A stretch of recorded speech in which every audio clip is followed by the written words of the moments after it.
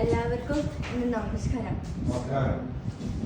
എന്റെ ഹൃദയത്തിൽ ഏറ്റവും അധികം സ്പർശിച്ച, എന്നെ ഏറ്റവും അധികം ആകർഷിച്ച ഒരു ബുക്ക് നിങ്ങളുമായി പങ്കുവെക്കാനാണ് ഞാൻ ഇന്ന് ഈ വേദിയിൽ നിൽക്കുന്നത്.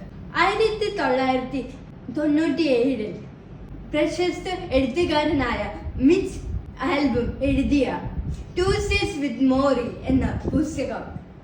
ഇതൊരു സത്യകഥയാണ്. ഇതിന്റെ കഥാസന്ദർഭം ഇങ്ങനെയാണ്. മിച്ച് വളരെ തിരക്കുള്ള ഒരു മാധ്യമ പ്രവർത്തകനായിരുന്നു.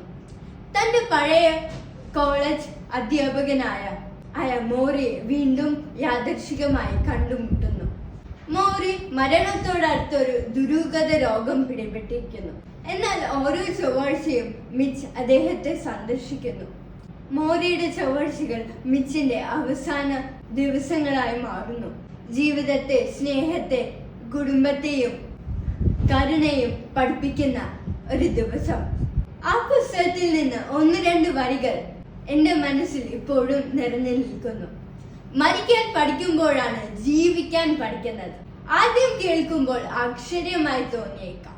പക്ഷേ മോറി ഉദ്ദേശിച്ചത് ജീവിതം വളരെ ചെറുതും ചുരുങ്ങിയതുമാണ് എന്ന് നമ്മൾ മനസ്സിലാക്കുമ്പോഴാണ് നമ്മൾ സ്നേഹത്തിലും സൗഹൃദത്തിലും ലക്ഷ്യത്തിലും ജീവിക്കാൻ തുടങ്ങുന്നത്. എനിക്ക് ഈ പുസ്തകം വളരെ ഇഷ്ടപ്പെട്ടു. കാരണം ശരീരത്തിൽ വളരെ ബലഹീനനായിരുന്ന മോറി മനസ്സിൽ എത്ര ശക്തിശാലിയായിരുന്നു. തന്റെ അവസാന ദിവസങ്ങളെ ഒരു ക്ലാസ് റൂം ആക്കി മാറ്റി. പഠിക്കാനുള്ള ക്ലാസ് റൂം അല്ല, ഹൃദയത്തെ തൊടുന്ന ജീവിത പാഠങ്ങളാക്കി മാറ്റി. ഞാൻ എല്ലാവരോടും അപേക്ഷിക്കുന്നു, ടു സ്റ്റേറ്റ്സ് വിത്ത് മോറി എന്ന ഈ പുസ്തകം വായിക്കൂ. എന്റെ ലൈഫിലും ഇങ്ങനത്തെ സ്ട്രഗിൾസും ഒക്കെ ചലഞ്ചസും ഒക്കെ വന്നിട്ടുണ്ട്.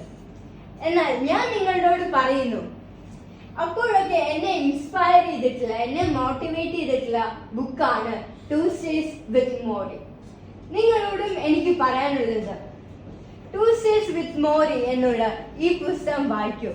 ഈ പുസ്തകത്തിൽ എഴുതിയിരിക്കുന്നത്, your life is very short.